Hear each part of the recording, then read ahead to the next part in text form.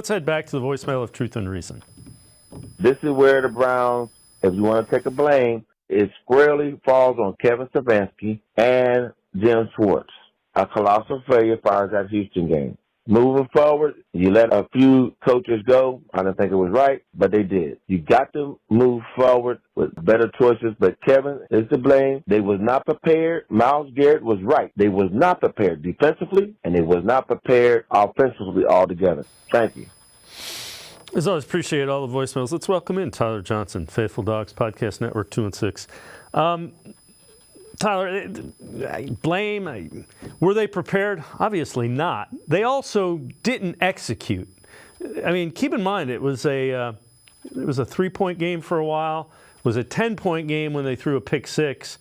I'm pretty sure they don't get coached to throw pick sixes.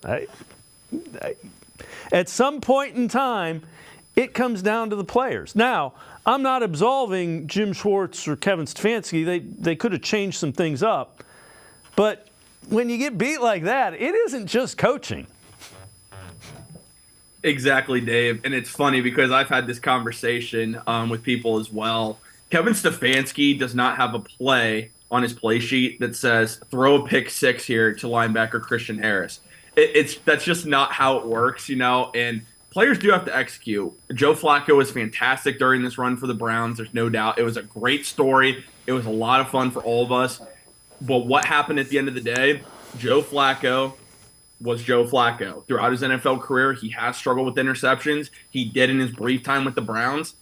And, the Browns are playing with house money as it is. I mean, you had so many guys that were still out injured in this game.